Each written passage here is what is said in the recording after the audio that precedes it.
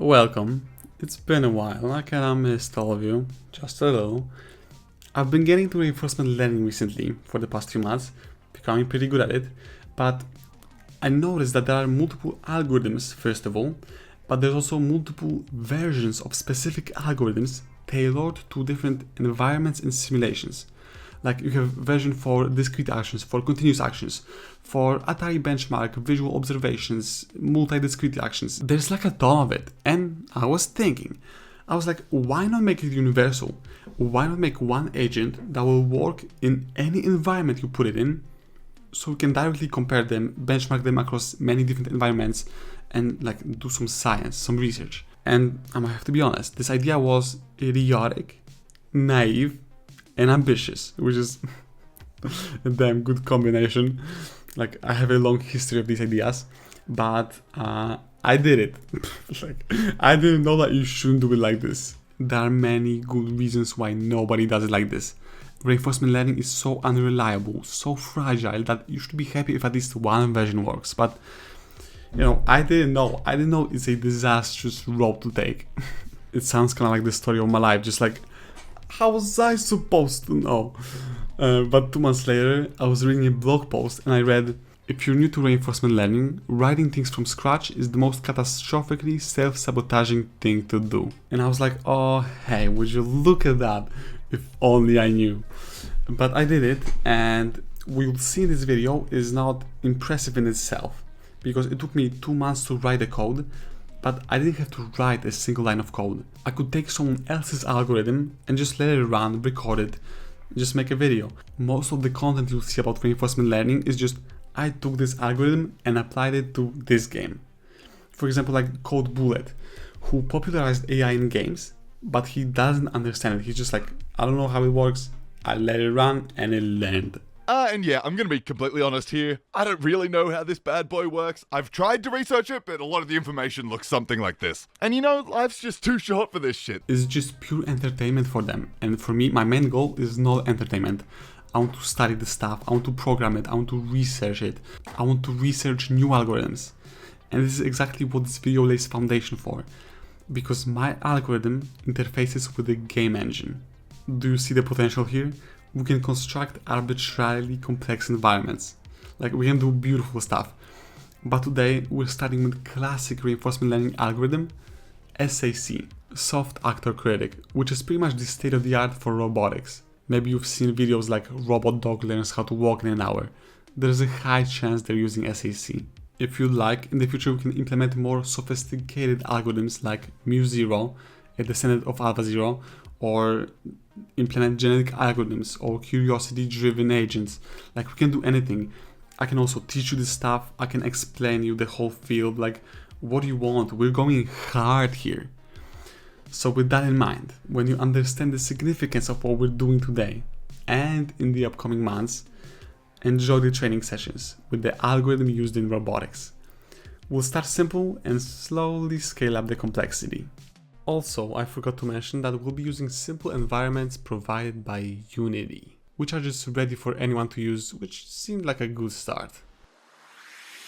So, the first environment is called Basic. It's so basic it doesn't even have a proper name. The goal is to go right. And yep, that's it. What did you expect? This is how the solved environment looks like. This is what we want to achieve. Just going right. Nice. And I'm gonna give you a heads up that the training is much faster than real time because we want to train as fast as possible. So don't be surprised. No cuts, no time lapse. This is really how much it will take for it to learn. I'm showing you full training because that's the only environment that will be that quick. And go. A little bit of exploration at the beginning, which is hard-coded before it starts to learn. Then some right, then some left. Now it goes right, hesitating a bit. Now it goes fully right. Nice. Let's check out the graphs and we see reward quickly maxed out, losses go down, evaluation goes up, log props, which are the log probabilities of taken actions, meaning how certain we are of taken actions, quickly go to 0, meaning 100%. This level is like 98% certainty of going right. Very nice. I consider the environment solved, so we can go next. And next is 3D ball. That's about balancing a ball on a cube, which, along the reference on the screen, should make everything very clear. Let's begin the training, and our little cubes predictably move randomly like they're not even trying.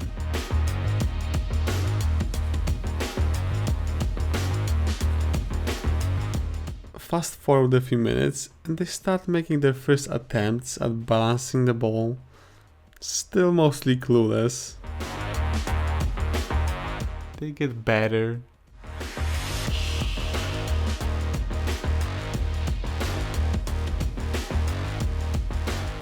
And better.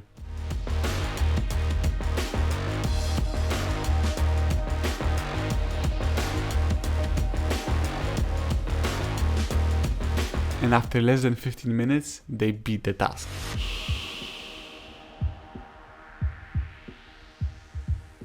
That's looking pretty good, well done.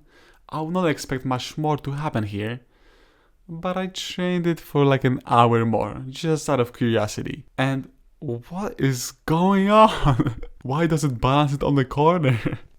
Honestly, I have no idea, and at this point, I'm too afraid to ask. That is some black magic I should not get involved with. Gentlemen, I wash my hands of that weirdness. Also, as a flex, I solved the harder version of this environment with less observations, that's why it's harder, with purple cubes this time. But yes, I did it because I can, because who will stop me? Like, I can just run it. I don't have to change a single line of code. That's the whole point of my implementation. That's the strong side, that it just works. But now it might be time to see some weak sides. That's how we get to PushBlock, where our cubes have to push the block to the green line. It looks easy on the reference, but the process of getting there is long and tedious. We start off randomly, and the challenge here is that the signal of what is the desired behavior is blurry.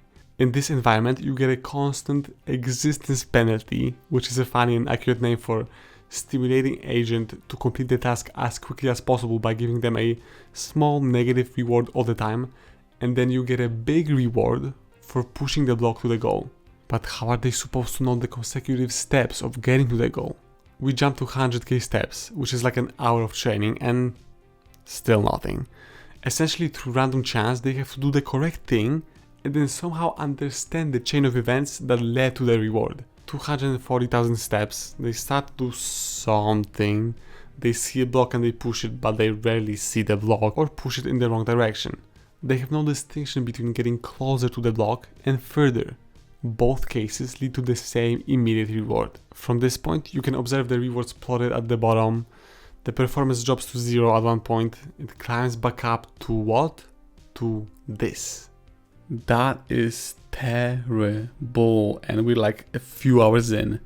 Patience is probably the keyword when dealing with reinforcement learning, because my goodness, this guy does not learn.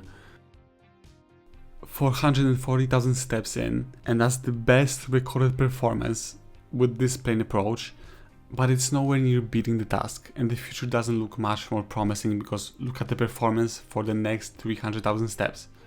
Terrible, terrible, terrible, terrible. In the meantime, I also experimented a lot with parameter tweaks to let it explore more or learn more carefully and stuff like this, but nothing worked. However, we cannot let some simple environment beat us. Are you kidding me? I gave our little cubes a hand and modified the environment to give a reward proportional to block's velocity. It's like telling them, moving the block is important. So I started with the best previous performance of 440k steps.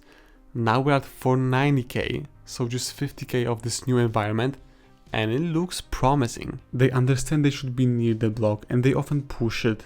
I see some deliberate action here, as if they understood something.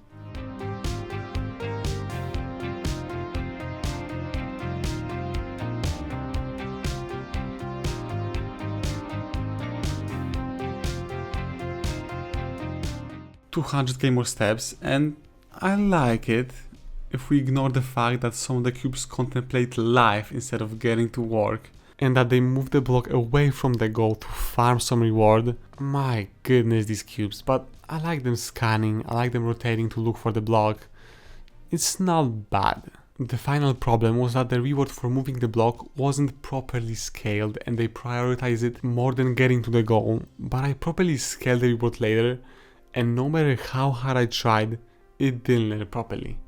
I even tried giving reward for minimizing the distance of block to the goal, but nope, nothing. Fine, they win this time. I'm sure that with more attempts I could beat it, but it will take a lot of time and I'm not willing to put that much time into it because I don't learn anything in the process. It's just banging your head on the wall, because the reinforcement learning itself is very unreliable, sensitive and fragile. Many runs completely fail just through random chance, not because your algorithm was wrong. Not even mentioning the fact that it takes at least a few hours to test the model. But okay, I'll take this small loss. Let's move on. On to the crawler, that is all about crawling, unsurprisingly. The hardship here is that there are 20 joints that have to be controlled by our agent separately. So, the main goal is walking, but we have additional goal of following the target green cube, which makes the crawler suddenly have to turn, which is an additional challenge. So let's start the training, and we're starting at 50k steps when the crawler is desperately trying to not fall.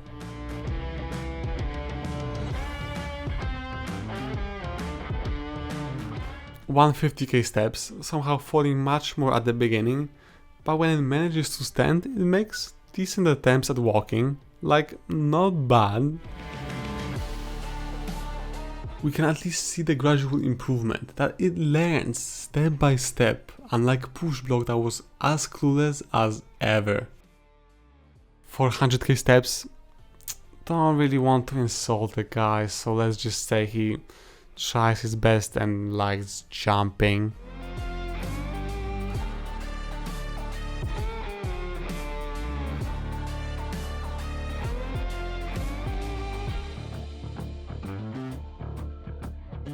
But soon after, at 500,000 steps, we have a first spark of following the goal, the green cube.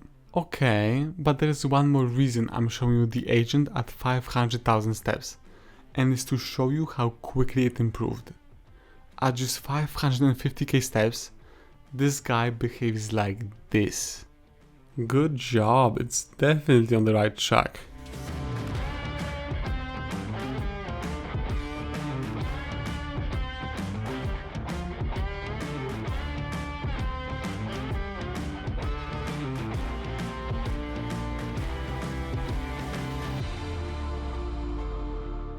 ...600k steps, and there is progress, which is not always obvious that there is progress, but also a problem starts to appear.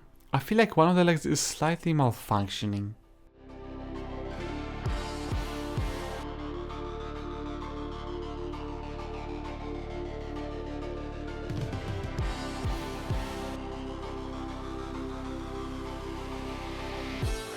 ...800,000 steps, and the back right leg looks like it's being dragged on the ground. It's weird.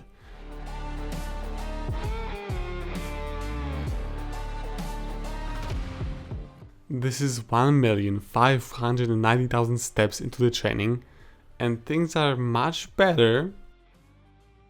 I like the drift here, but you know, reference is much better than this. 1.68 million steps, and I believe it is the best achieved performance. I made a test second training run, but I learned barely anything for 1 million steps. I could try more, but the training sessions are unstable and unreliable once again, which is the biggest concern of reinforcement learning and the main reason why it has little uses in the real world, which is also a weakness that we will be working on for the upcoming years. Ultimately, the task is accomplished here, but you know. Am I happy with the creature? I feel about it like I feel about pugs, that they are maybe cute for some people, but their short faces make it hard to breathe and they're kind of suffering, like an intended genetic flaw. That's how I feel about this creature.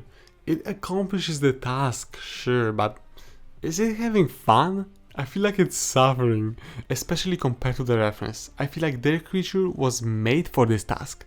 It's so happy to get the green cube, it's incredible. He's having fun while my crawler fights for his life at every step. Oh well, I mean guys, come on, is it even my fault? Oh, it kind of is. At the end, after this painful loss, I gave warm environment a try, but I didn't learn anything useful for a million steps. I was like, nah, I'm done with this. That was classic reinforcement learning, and in the process I got skills to make something more flashy and unique in the future.